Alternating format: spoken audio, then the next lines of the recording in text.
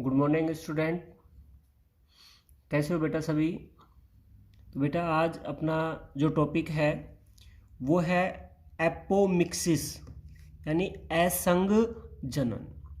देखिए बेटा, एपोमिक्सिस जो शब्द है ये दो शब्दों से बना है। एक तो है एपो और दूसरा है मिक्सिस।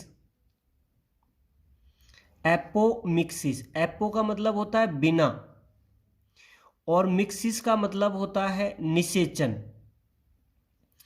बिना निषेचन के अगर भ्रूण का निर्माण होता है, बिना निषेचन के अगर भ्रूण बनता है तो वो क्रिया जो है एपोमिक्सिस या असंग जनन कहलाती है। ठीक बेटा, असंग जनन की जो परिभाषा की अगर हम बात करें तो विंकलर नामक जो वैज्ञानिक है उन्होंने एपोमिक्सिस की परिभाषा दी थी। उनके अनुसार लैंगिक जनन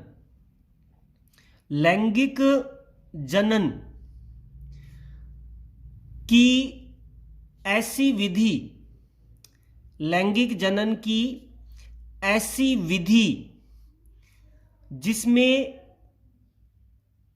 युग्मकों का संलयन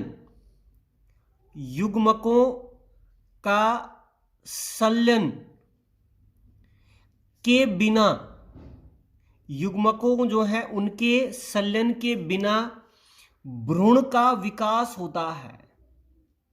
लैंगिक जनन की ऐसी विधि है एपोमिक्सिस जिसमें बिना युग्मक संलयन के भ्रूण का विकास होता है। बिना युग्मक संलयन के भ्रूण का विकास होता है। और इस प्रक्रिया जो है, इस प्रक्रिया में यानी एपोमिक्सिस की क्रिया में सभी अलैंगिक जनन की विधियां आती हैं।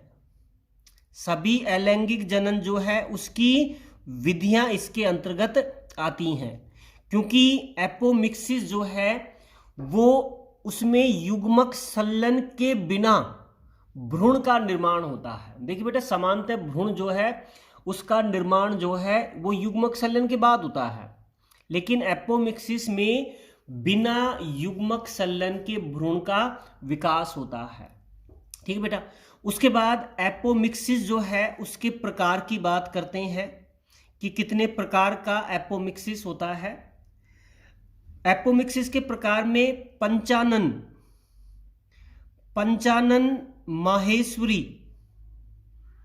माहेश्वरी जो थे उन्होंने एपोमिक्सिस के निम्न प्रकार बताए।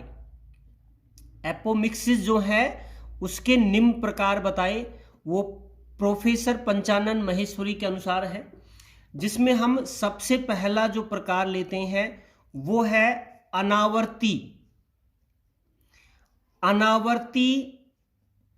असंग जनन। अनावर्ती असंग जनन ये पहला प्रकार है पंचानन माहेश्वरी के अनुसार असंग जनन का, अनावर्ती असंग जनन।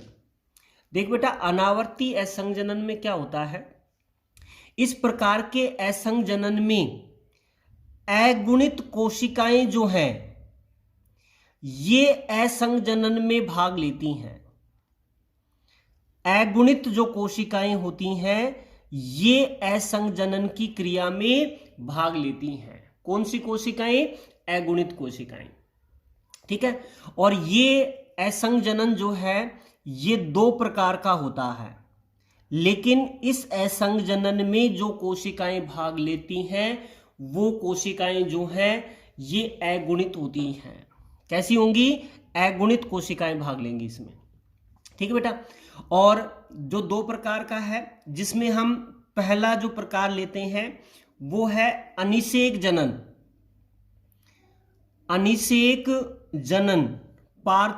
पार्थेनोजेनेसिस। अनिषेक जनन ये अनावर्ती असंग जनन का पहला प्रकार है, और इसमें क्या होता है कि अनिषेचित एग सेल अनिषेचित जो एग सेल है, अब अनिषेचित एग सेल जो है ये कैसी होगी, अगुणित होती है। तो अनिषेचित एग सेल जो है इससे भ्रूण का निर्माण होगा। अनिषेचित एग सेल से अगर बिना निषेचन के भ्रूण का विकास होगा, निषेचन तो होगा ही नहीं है संजनन में, तो बिना निषेचन के अगर भ्रूण का विकास होता है किससे, अनिषेचित एग सेल से, तो इस प्रकार का जो असंजनन है वो अनिषेक जनन कहलाता है। क्या कहलाएगा, अनिषेक जनन। अनिषेचित एग सेल बिना निषेचन के भ्रूण जो है उसका निर्माण करती है। ठीक बेटा, इस प्रकार के असंजनन में क्या होता है कि पराग नलिका जो है वो जैसे ही भ्रूण कोश में प्रवेश करती है, पराग नलिका जैसे ही भ्रूण कोश में प्रवेश करती है तो उसके प्रवेश मात्र से ही, सिर्फ प्रवेश मात्र से ही अगुणित एग सेल जो है इसमें विभाजन शुरू हो जाता है। सिर्फ उसके प्रवेश मात्र से ही, युग्मक संलयन नहीं होगा, केवल प्रवेश मात्र से ही एग सेल जो है इसमें डिवीजन शुरू हो जाता है। तो यह है अनावर्ती असंजनन का पहला प्रकार, अनिषेक जनन। यदि एग सेल, अनिषेचित एग सेल बिना निषेचन के भ्रूण का निर्माण करती है तो वो अनिषेक जनन कहलाएगा। और ये कैसे होगा कि पराग नलिका जैसे ही भ्रूण कोश में प्रवेश करती है तो उसके प्रवेश मात्र से ही एग सेल में विभाजन शुरू हो जाते हैं और वो आगे चलकर किसका निर्माण करती है, भ्रूण जो है उसका निर्माण करती है। ठीक है बेटा, तो ये है अनिषेक जनन, अनावर्ती असंजनन का पहला प्रकार। ठीक है बेटा, अब दूसरा प्रकार लेते हैं अनावर्ती असंजनन का, और वो है अगुणित अपयुग्मन। अगुणित अपयुग्मन, अगुणित अपयुग्मन। देख बेटा, अगुणित अपयुग्मन में क्या होता है कि इसमें भ्रूण कोश एम्ब्रियो सैक जो है, भ्रूण कोश में एग सेल जो है के अलावा, एग सेल जो है उसके अलावा किसी अन्य कोशिका से बिना निषेचन के भ्रूण का विकास होता है। भाई, अनिषेक जनन में जो भ्रूण बन रहा था वो किससे बन रहा था, एग सेल से। लेकिन अगुणित अपयुग्मन में क्या होता है कि इसमें भ्रूण का विकास जो है ये भ्रूण कोश में उपस्थित एग सेल के अलावा किसी अन्य कोशिका से बिना निषेचन के भ्रूण का निर्माण होता है। तो ये असंजनन जो है ये अगुणित अपयुग्मन कहलाता है। और अगुणित अपयुग्मन जो है ये पाया जाता है लीलियम में। लीलियम जो है उसमें अगुणित अपयुग्मन पाया जाता है। ठीक बेटा, तो हमने पंचानन महेश्वरी के अनुसार पहला अनावर्ती असंजनन लिया था और इसमें यह बताया था कि इसमें अगुणित कोशिकाएं भाग लेती हैं। अनिषेक जनन में एग सेल भाग लेगी, बिना निषेचन के भ्रूण बनाएगी। अगुणित अपयुग्मन में एग सेल के अलावा कोई अन्य कोशिका, चाहे वो सहायक कोशिका हो सकती है, प्रतिमुखी कोशिका हो सकती है, वो बिना निषेचन के भ्रूण का निर्माण करती है। और इसका उदाहरण कौन सा है, लीलियम। तो ये अपना पहला असंजनन हो गया, अनावर्ती असंजनन। ठीक है बेटा। अब दूसरा प्रकार लेते हैं असंजनन का, वो बी पर आता है, वो है आवर्ती असंजनन। आवर्ती असंजनन वो अनावर्ती असंजनन था, और ये कौन सा है, आवर्ती असंजनन। अनावर्ती तो पूरा हो गया था, दो प्रकार का था, अनिषेक जनन और अगुणित अपयुग्मन, और दूसरा है आवर्ती असंजनन। देखिए बेटा, इस प्रकार के असंजनन में द्विगुणित कोशिकाएं जो हैं ये भाग लेती हैं, जो बिना निषेचन के भ्रूण का निर्माण करती हैं। बिना निषेचन किसका निर्माण करती हैं, भ्रूण का निर्माण करती हैं। लेकिन ये कोशिकाएं कैसी होती हैं, द्विगुणित होती हैं। ठीक है बेटा। अब आवर्ती असंजनन जो है ये दो प्रकार का होता है, दो प्रकार का आवर्ती असंजनन जो है ये पाया जाता है, जिसमें हम पहला जो भाग लेते हैं इसका वो है जनन अपबीजाणुता। जनन अपबीजाणुता ये आवर्ती असंजनन जो है उसका पहला भाग है, जनन अपबीजाणुता। देखिए बेटा, कुछ पादप की जो जातियां होती हैं उनमें द्विगुणित कोशिकाएं जो हैं ये बिना निषेचन के भ्रूण का निर्माण करती हैं। ठीक है। और इसका सबसे बड़ा उदाहरण है पार्थेनियम। पार्थेनियम जो है उसकी द्विगुणित कोशिकाएं बिना निषेचन के भ्रूण का निर्माण करती हैं। अब देखिए इसमें क्या होता है कि पार्थेनियम जो होता है इसमें दो उप जातियां पाई जाती हैं। पार्थेनियम में दो उपजातियां पाई जाती हैं, जिसमें प्रथम जो उपजाति होती है इसमें गुणसूत्रों की संख्या, गुणसूत्र जो है उनकी संख्या जो है वो कितनी होती है, 36 होती है। प्रथम उपजाति जो है इसमें गुणसूत्रों की संख्या कितनी होती है, 36। एवं इसमें जो गुरु बीजाणु मात्र कोशिका होती है, गुरु बीजाणु मात्र कोशिका जो होती है, ये गुरु बीजाणु मात्र कोशिका समान रूप से विभाजित होती है।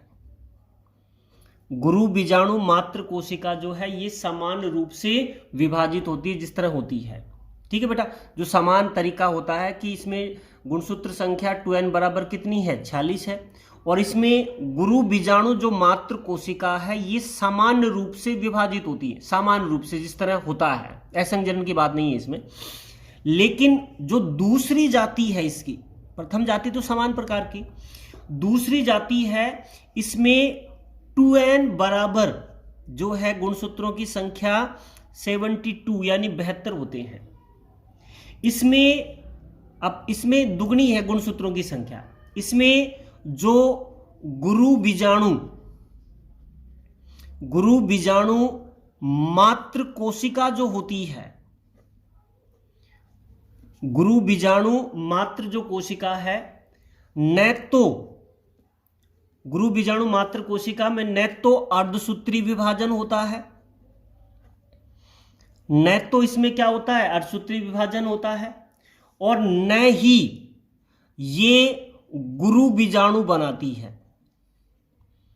ना तो इसमें अर्धसूत्री विभाजन होता है और ना ही ये गुरु बीजाणु का निर्माण करती है। भाई समझिए, दूसरी जो उपजाति है इसमें 2n बराबर कितनी है, 72 है। इसकी जो गुरु बीजाणु मात्र कोशिका है इसमें न तो अर्धसूत्री विभाजन हो रहा है यानी गुणसूत्रों की संख्या आदि भी नहीं हो रही है, और नए ही इसमें क्या बन रहे हैं, गुरु बीजाणु बन रहे हैं, बल्कि गुरु बीजाणु मात्र कोशिका सीधे ही बड़े आकार की हो जाती है। भाई ना तो ये विभाजन कर रही है और ना ही ये गुरु बीजाणु बन रही है, ये सीधे बड़े आकार की हो जाती है और बिना निषेचन के ही ये पहले तो भ्रूण कोश बनाती है। गुरु बीजाणु मात्र कोशिका पहले तो क्या बनाएगी, बिना निषेचन के भ्रूण कोश बनाती है और उसके बाद ये बिना निषेचन के भ्रूण का निर्माण करती है। समझना एक बार बेटा, इसमें पार्थेनियम जो हमने बताया था इसमें 2 उपजातियां हैं। पहली उपजाति जिसमें गुणसूत्र संख्या 36 होती है और इसकी गुरु बीजाणु मात्र कोशिका समान रूप से विभाजित होती है, जो समान तरीका होता है। लेकिन दूसरी जो उपजाति है उसमें गुणसूत्रों की संख्या 72 होती है और इसकी गुरु बीजाणु मात्र कोशिका जो है ना तो इसमें अर्धसूत्री विभाजन होता है और ना ही ये गुरु बीजाणु का निर्माण करती है। ये पहले बड़े आकार की होती है और ये बिना निषेचन के पहले तो भ्रूण कोश बनाएगी, भ्रूण कोश बनाने के बाद भ्रूण जो है उसका निर्माण करती है और ये समस्त जो प्रक्रिया है ये जनन अपबीजाणुता कहलाती है। ठीक है बेटा, तो ये है जनन अपबीजाणुता। ठीक है बेटा, पहला प्रकार हो गया। अब इसके दूसरे प्रकार की बात करते हैं, नंबर 2 पर आता है, वो है कायिक अपबीजाणुता। कायिक अपबीजाणुता वो जनन अपबीजाणुता है और ये है कायिक अपबीजाणुता। देखिए बेटा, कायिक अपबीजाणुता में क्या है, बीजांडकाय। बीजांडकाय जो है कि कोशिकाएं, बीजांडकाय की कोशिकाएं से द्विगुणित भ्रूण का विकास, द्विगुणित भ्रूण का विकास जो है ये कायिक अपबीजाणुता कहलाता है। किससे, बीजांडकाय जो भ्रूण कोश के चारों ओर उपस्थित है, तो बीजांडकाय की कोशिका जो है वो द्विगुणित भ्रूण का विकास करती हैं, जिसे कायिक अपबीजाणुता कहा जाता है। जिसका इसमें क्या होता है कि इसमें प्राथमिक रूप से, कायिक अपबीजाणुता में क्या होता है, प्राथमिक रूप से गुरु बीजाणु मात्र कोशिका, गुरु बीजाणु मात्र कोशिका विभाजित होकर 4 गुरु बीजाणु बनाती है। भाई गुरु बीजाणु मात्र कोशिका विभाजित होगी और क्या बनाएगी, 4 गुरु बीजाणु बनाएगी। इन 4 गुरु बीजाणु में से 3 गुरु बीजाणु जो हैं ये नष्ट हो जाती हैं और एक सक्रिय गुरु बीजाणु बनता है। सक्रिय गुरु बीजाणु जो है उसका निर्माण होता है। ठीक है, और यही सक्रिय गुरु बीजाणु जो है ये आगे चलकर भ्रूण कोश का निर्माण करता है, एम्ब्रियो सैक बनाता है।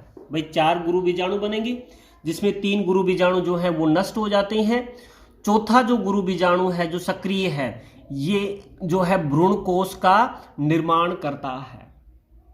ठीक है, इसी के साथ साथ क्या होता है कि बीजांड जो है, बीजांड के निभागीय क्षेत्र जो होता है, निभागीय क्षेत्र में स्थित एक कायिक कोशिका, निभागीय क्षेत्र में उपस्थित एक कायिक कोशिका जो है ये आकार में धीरे धीरे बढ़ने लगती है, आकार में धीरे धीरे बड़ी होने लगती है और अंततः भ्रूण कोश से संयोजित होकर अपबीजाणु भ्रूण कोश बनाती है। अपबीजाणु भ्रूण कोश का निर्माण करती है। क्या बनाती है? अपबीजाणु भ्रूण कोश का निर्माण करती है। बेटा ध्यान देना एक बार, भाई गुरु बीजाणु जो मात्र कोशिका है वो 4 गुरु बीजाणु बनाएगी, 3 गुरु बीजाणु नष्ट हो जाएंगे, एक सक्रिय गुरु बीजाणु भ्रूण कोश का निर्माण करता है। अब इसमें क्या है कि बीजांड के निभागीय भाग जो होता है, इसकी एक इकाई कोशिका धीरे धीरे आकार में बड़ी हो जाती है, जो भ्रूण कोश से संयोजित होकर अपबीजाणु भ्रूण कोश बनाती है। और ये जो भ्रूण कोश बना है, ये भ्रूण कोश कौन सी अवस्था में होगा? द्विगुणित अवस्था में, क्योंकि निभाग की जो कोशिकाएं क्या होती हैं? द्विगुणित होती हैं। तो जो भ्रूण कोश बना वो भी कैसा होगा? द्विगुणित होगा। और इसकी अनिषेचित, इस द्विगुणित भ्रूण कोश की अनिषेचित एग सेल जो है, ये बिना निषेचन के द्विगुणित भ्रूण का निर्माण करती है। भाई इसकी जो एग सेल है, भाई भ्रूण कोश द्विगुणित है, तो उस भ्रूण कोश की एग सेल भी क्या होगी? द्विगुणित ही होगी, जो बिना निषेचन के भ्रूण का निर्माण करती है। और इसे कहा जाता है कायिक अपबीजाणुता, क्योंकि कायिक भाग से, भाई जनन भाग तो भ्रूण कोश में ही होगा, जो जनन कोशिकाएं हैं वो भ्रूण कोश की होंगी। भ्रूण कोश के बाहर की जो भी कोशिकाएं हैं वो कायिक कोशिकाएं होती हैं, जो निभाग भाग से बनती हैं। ठीक है, अतः ये जो अपबीजाणुता कहलाती है कायिक कोशिका के कारण उत्पन्न होती है, अतः इसे कायिक अपबीजाणुता कहते हैं। ठीक है बेटा, और ये किस में मिलती है? रेननकुलस जो पादप है उसमें ये समानता पाई जाती है। रेननकुलस पादप में ये मिलती है। ठीक है बेटा, तो ये हो गया 2 प्रकार की आवर्ती जो असंजनन है, जिसमें जनन अपबीजाणुता पढ़ी हमने, और कौन सी पढ़ी? कायिक अपबीजाणुता। ठीक है बेटा, अब एक छोटा सा पॉइंट इसमें बचता है कि असंजनन जो है उसका महत्व क्या है।